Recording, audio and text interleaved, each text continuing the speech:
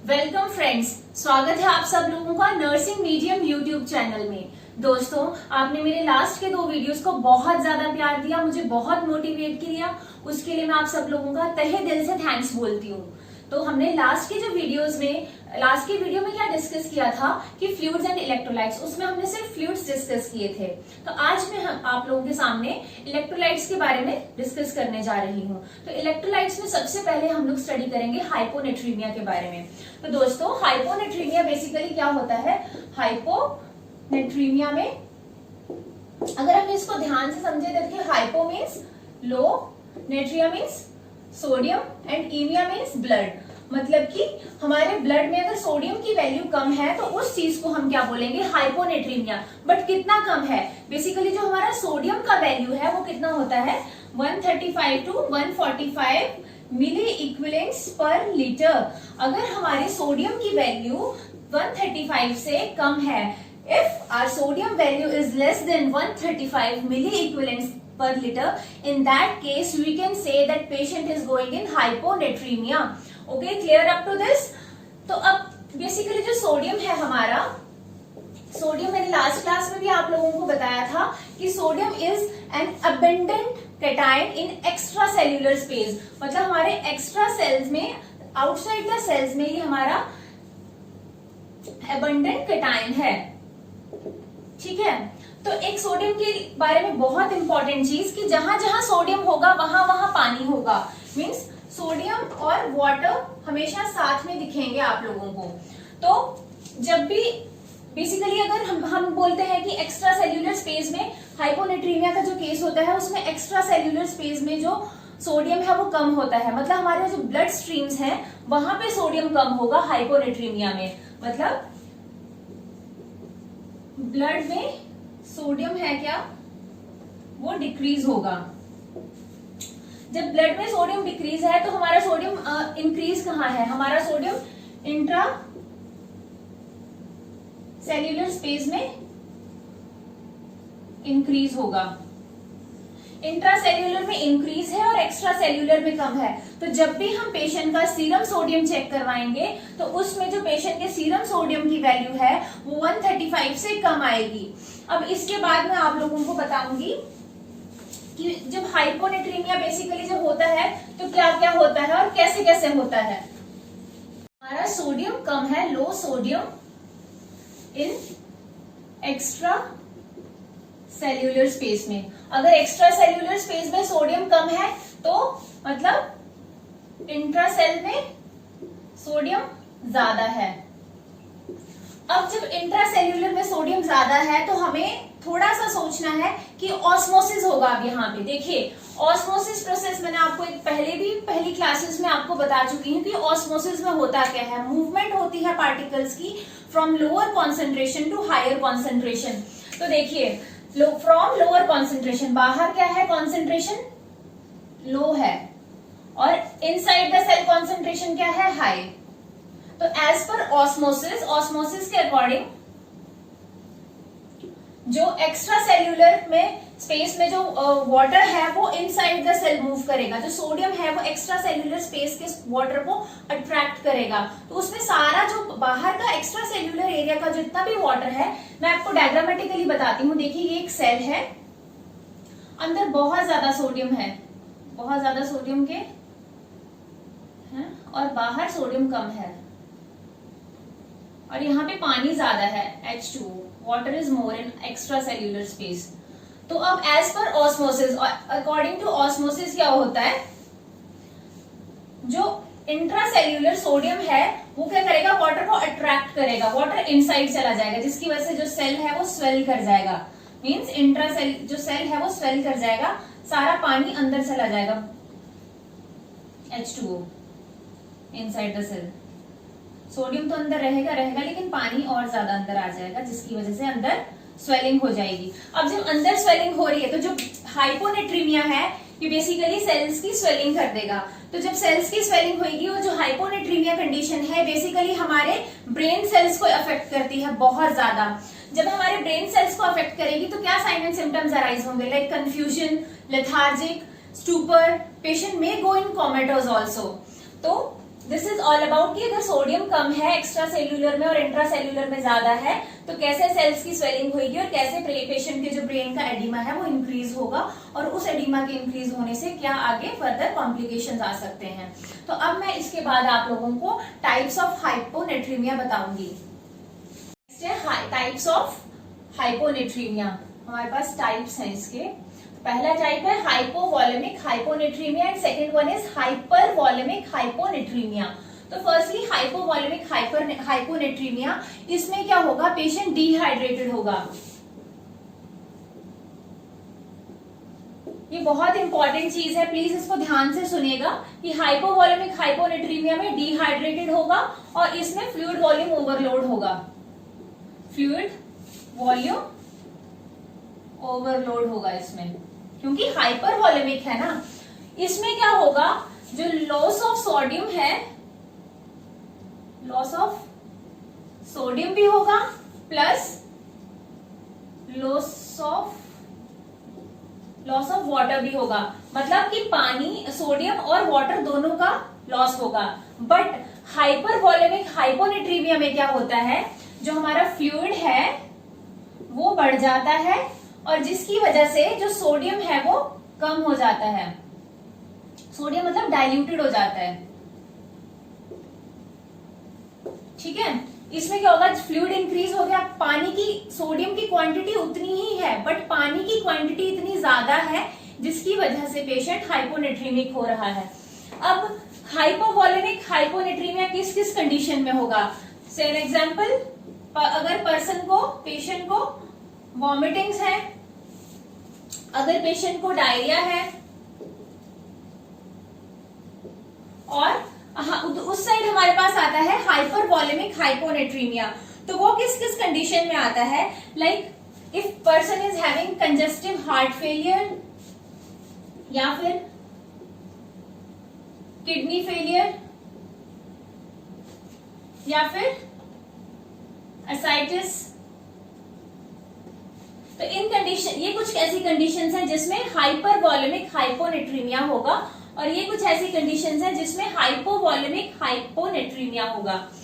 अब इसमें और कंडीशंस आती हैं, जैसे बहुत स्वेटिंग हो रही है पेशेंट को, अगर किसी को बहुत ज्यादा स्वेटिंग होती है तो उसमें चांसेस है कि पेशेंट का जो वॉल्यूम है as well as sodium loss दोनों होगा। अब बर्न्स हुआ है अगर पेशेंट को, तो उस केस में भी पेशेंट क्या होगा, हाइपोनेट्रीमिक हो जाएगा। तो this is all about the hypovolemic hyponatremia and hypervolemic hyponatremia. So next we have causes of the hyponatremia. तो इसके लिए एक निमोनिक है, बहुत ही इजी है, हमारे पास 4 Ds हैं।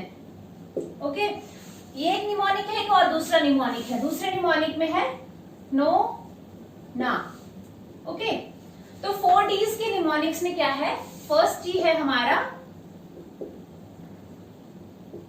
डायरिया, सेकेंड डी है हमारा डायूरेटिक्स,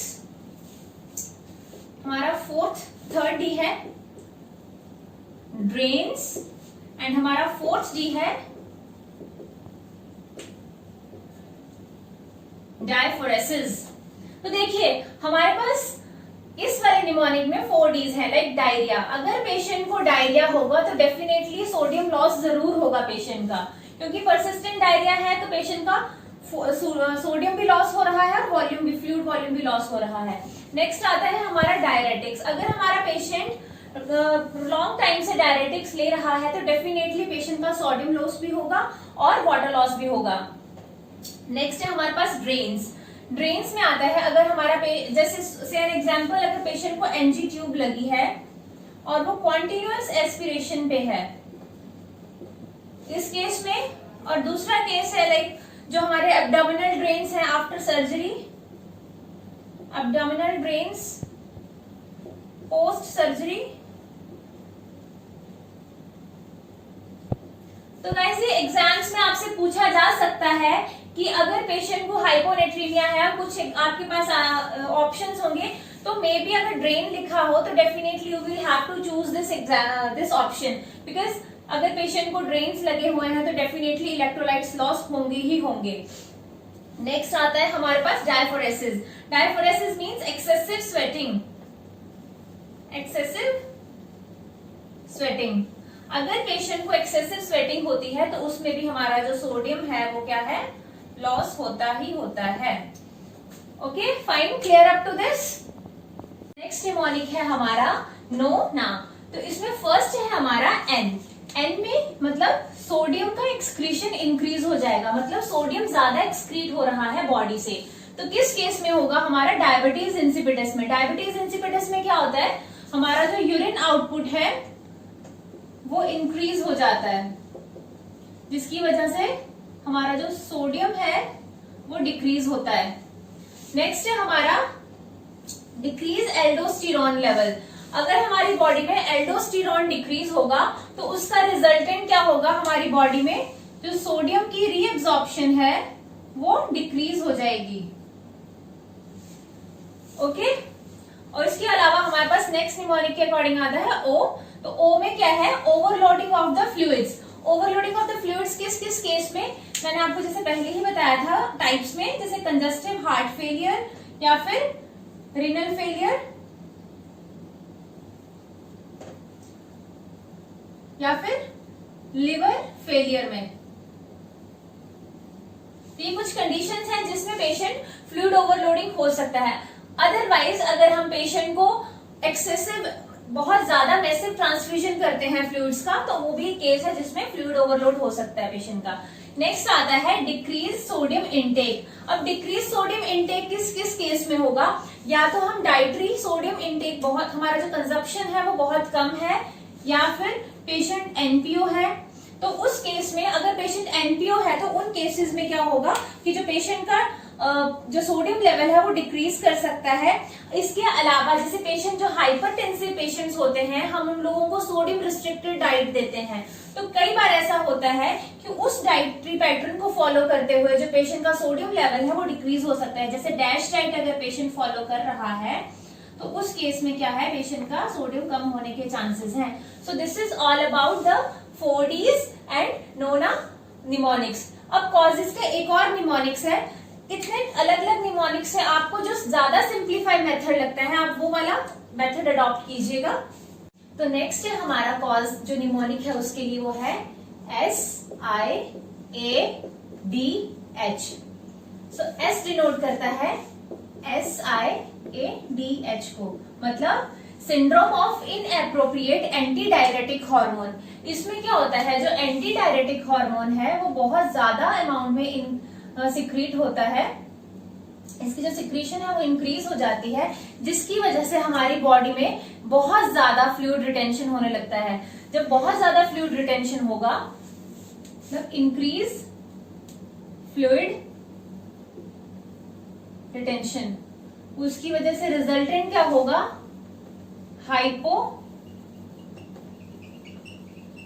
हाइपोनेट्रीमिया, और जिसको हम क्या बोलते हैं, डाइल्यूटेड हाइपोनेट्रीमिया। तो नेक्स्ट है हमारे पास intoxication of water. Intoxication of water मतलब अगर हम बहुत ज्यादा अमाउंट में पानी पी रहे हैं तो उस केस में भी पेशेंट को हाइपोनेट्रीमिया होगा।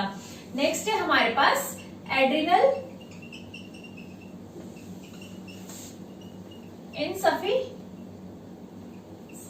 इनसफिशिएंसी, मतलब अगर पेशेंट को एड्रिनल क्राइसिस है, या फिर हम क्या बोलेंगे, अगर पेशेंट को एडिसन डिजीज है तो उस केस में भी क्या होगा, पेशेंट का जो सोडियम लॉस है वो ज्यादा होता है। नेक्स्ट है हमारे पास diuretics. Next is diuretics. Diuretics अगर पेशेंट लूप डायरेटिक्स या फिर थायराइड डायरेटिक्स ले रहा है, लूप और thyroid, loop and thyroid diuretics ले रहा है तो उसमें भी जो एंड रिजल्ट है वो क्या होगा, डिक्रीज सोडियम लेवल, क्योंकि उसमें सोडियम वॉश होगा पेशेंट का। नेक्स्ट आता है हमारा H मीन्स हीट। मीन्स अगर पेशेंट हीट या फिर हीट एग्जॉशन हुआ है या फिर हाई फीवर है तो उस केस में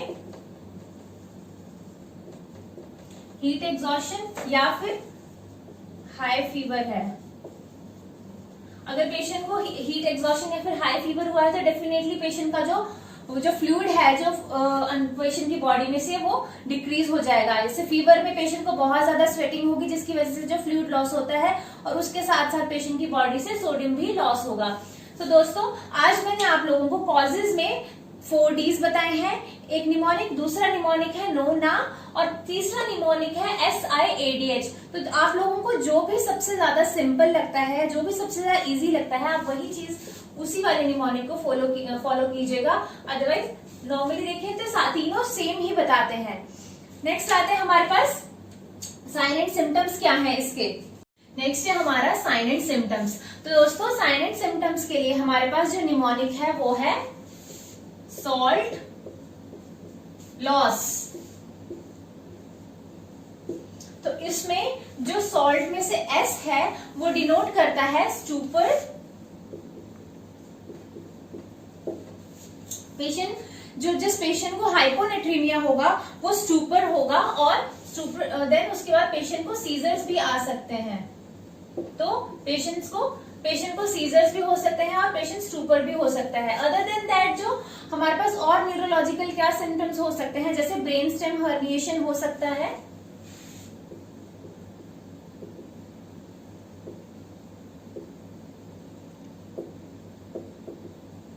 ब्रेन स्टेम हर्निएशन। तो एच में जो हमारे पास आते हैं वो है stupor and seizure. Other than that जो हमारे न्यूरोलॉजिकल है उसमें ब्रेन स्टेम हर्निएशन आएगा, या फिर पेशेंट कई बार कोमा में भी जा सकता है और समटाइम्स पेशेंट में डाई ऑल्सो, पेशेंट की डेथ भी हो सकती है।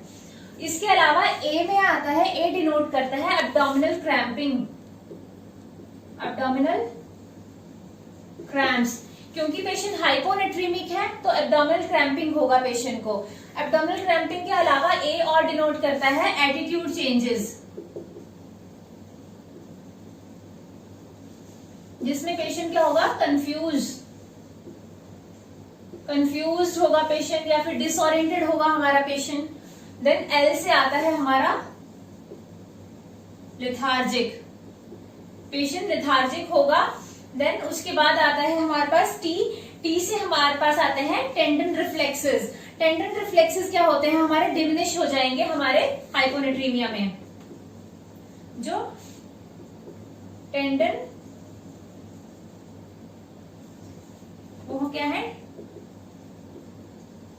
डिमिनिश हो जाएंगे या फिर डिक्रीज हो जाते हैं हमारे टेंडन रिफ्लेक्सेस। इसके अलावा अगर पेशेंट हाइपोनेट्रीमिक है तो उसका जो कॉन्सेंट्रेशन स्पैन है तो वो भी डिक्रीज हो जाएगा। उसका टेंशन स्पैन है वो ट्रबल इन कॉन्सेंट्रेटिंग होगा पेशेंट को, मीन पेशेंट कॉन्सेंट्रेट नहीं कर पाएगा किसी भी चीज पे, ट्रबल इन कॉन्सेंट्रेशन। देन इसके अलावा हमारे पास आते हैं लॉस। तो दोस्तों अभी तक सॉल्ट का तो आप लोगों को आई थिंक क्लियर है। लॉस में हमारे पास आता है यूरिन लॉस,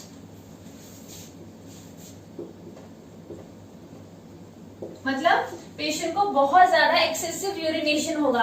जब एक्सेसिव यूरिनेशन होगा तो पेशेंट हाइपोनेट्रीमिक हो जाएगा। देन उसके अलावा हमारे पास आता है लॉस ऑफ एपेटाइट,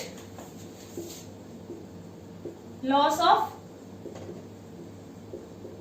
एपेटाइट मतलब पेशेंट को भूख नहीं लगेगी। देन ओ से ओ डिनोट करता है ओवर एक्टिंग,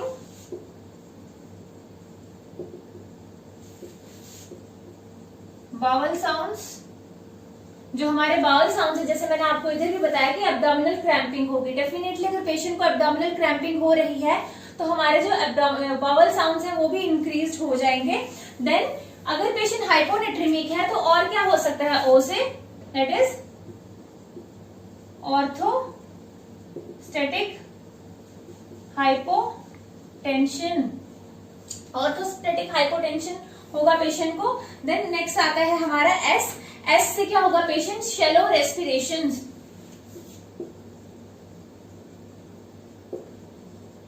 शैलो रेस्पिरेशन क्यों होंगे, क्योंकि जो पेशेंट के स्केलेटल मसल्स हैं उनकी वीकनेस की वजह से, due to the weakness of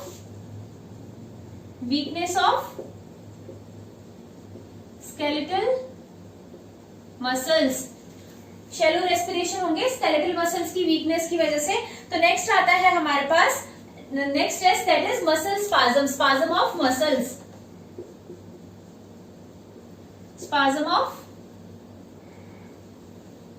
muscles.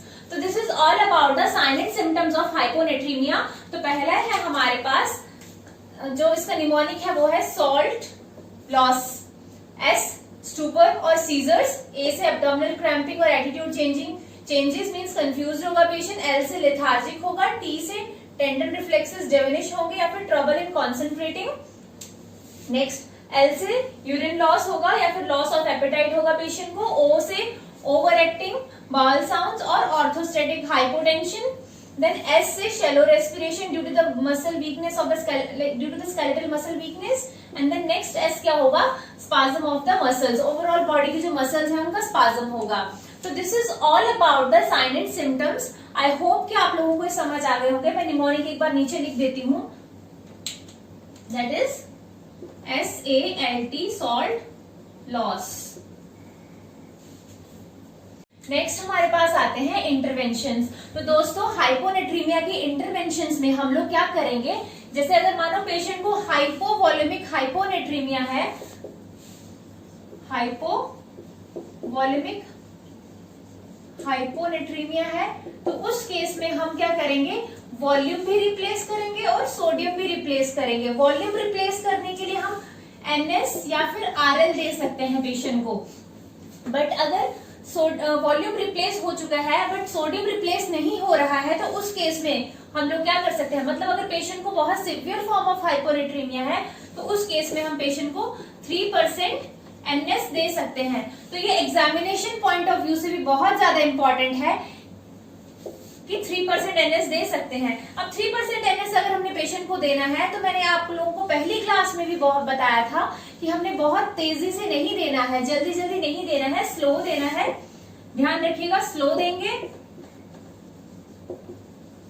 Central line से देंगे या फिर लार्ज लाइन से देंगे, क्योंकि ये पेशेंट को बहुत ज्यादा बर्निंग सेंसेशन कॉज करेगा, जिसकी वजह से पेशेंट को क्या हो सकता है, फ्लीबाइटिस भी हो सकता है।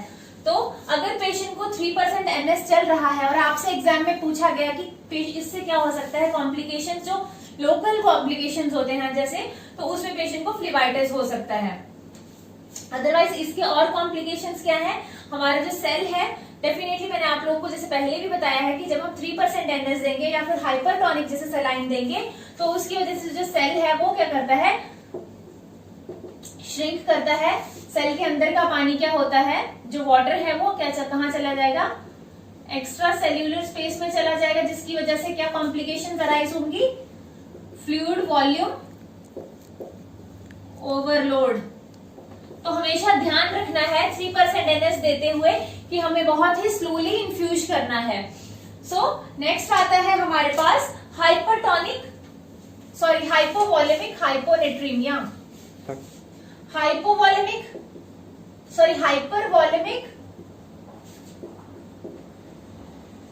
हाइपोनेट्रीमिया में क्या होगा, पेशेंट का जो वॉल्यूम है वो तो इंक्रीज है, ऑलरेडी इंक्रीज वॉल्यूम है, बट क्या है, जो सोडियम है वो है कम। तो हमारी बीइंग अ नर्स क्या रिस्पॉन्सिबिलिटी बनती है कि हमने पेशेंट का जो सोडियम है वो नॉर्मल लेके आना है और जो वॉल्यूम है वो थोड़ा सा डिक्रीज करना है, ताकि सोडियम और जो वॉल्यूम है दोनों इक्वल रहे, इक्विलिब्रियम मेंटेन रहे। तो इसके लिए हम लोग क्या कर सकते हैं, हम पेशेंट को डायरेटिक्स दे सकते हैं। पेशेंट को अगर हम डायरेटिक्स देंगे तो हम लोग कौन कौन से डायरेटिक्स दे सकते हैं, जैसे लूप डायरेटिक्स, थायजाइड डायरेटिक्स दे सकते हैं, और इसके अलावा हम पेशेंट का फ्लूइड रिस्ट्रिक्शन कर सकते हैं। पेशेंट का फ्लूइड रिस्ट्रिक्ट करेंगे, लाइक अगर पेशेंट ओरली बहुत ज्यादा फ्लूइड कंज्यूम कर रहा है तो हम वो भी रिस्ट्रिक्ट कर सकते हैं। इफ इन केस अगर पेशेंट को आईवी फ्लूइड्स बहुत ज्यादा जा चुके हैं तो हम उनको भी रिस्ट्रिक्ट कर सकते हैं, रिस्ट्रिक्टेड अमाउंट में ट्रांसफ्यूज करना है, एडमिनिस्टर करना है फ्लूइड्स को। और इसके अलावा अगर पेशेंट ऑलरेडी रीनल फेलियर है पेशेंट को,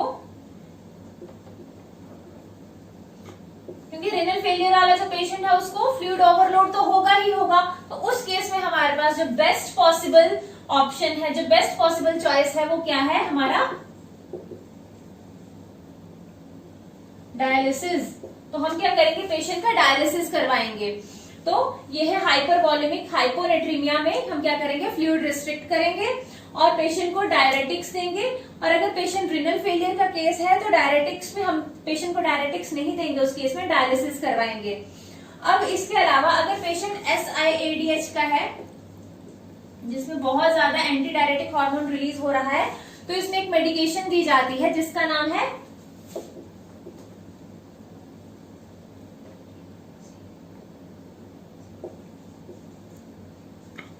डिमेक्लोसाइक्लिन। उसमें उस केस में पेशेंट को डिमेक्लोसाइक्लिन दिया जाता है। अब ये तो था कि अगर पेशेंट को हाइपरवॉलेमिक हाइपोनेट्रीमिया है, बट अगर जैसे कुछ कंडीशंस होती है, कुछ ड्रग्स हैं जिसमें पेशेंट चांसेस है कि पेशेंट को हाइपोनेट्रीमिया हो सकता है, वो कौन कौन से ड्रग्स हैं? The most important lithium. जैसे कि आप सब लोगों को पता है कि लिथियम जब भी पेशेंट को दिया जाता है तो हम लोगों को बहुत ध्यान देना है कि पेशेंट को लिथियम टॉक्सिसिटी ना हो। लिथियम टॉक्सिसिटी के जो साइन एंड सिम्टम्स है उसमें एक सबसे इंपॉर्टेंट साइन एंड सिम्टम है दोस्तों, ये एग्जामिनेशन पॉइंट ऑफ व्यू से बहुत इंपॉर्टेंट है और बहुत ज्यादा बार ये पूछा गया है कि जब लिथियम टॉक्सिसिटी हो रही है तो पेशेंट को हाइपोनेट्रीमिया होने के चांसेस हैं। अब लिथियम टॉक्सिसिटी में हाइपोनेट्रीमिया, लिथियम जब पेशेंट ले रहा है तो हाइपोनेट्रीमिया कैसे होगा? इसमें क्या होता है, जो हमारे रिनियल टिब्यूल्स हैं वहां पे जो सोडियम की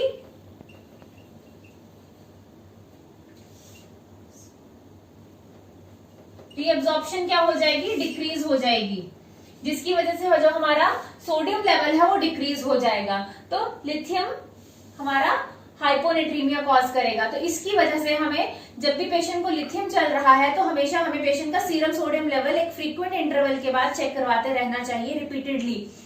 so guys, this is all about the hyponatraemia, जिसमें हम लोगों ने आज हाइपोनेट्रीमिया के बारे में स्टडी क्या क्या किया, उसके टाइप्स स्टडी किए, उसके कॉजेस पढ़े, उसके साइन एंड सिम्टम्स पढ़े और लास्ट में हमने उसके इंटरवेंशंस पढ़े। और मैं आशा करती हूँ कि आप लोगों को सारा टॉपिक बहुत अच्छे से समझ में आया होगा। और गाइस, ये एग्जामिनेशन पॉइंट ऑफ व्यू से सच में बहुत ज्यादा इंपॉर्टेंट टॉपिक है, प्लीज इसको ध्यान से पढ़िएगा। Thank you.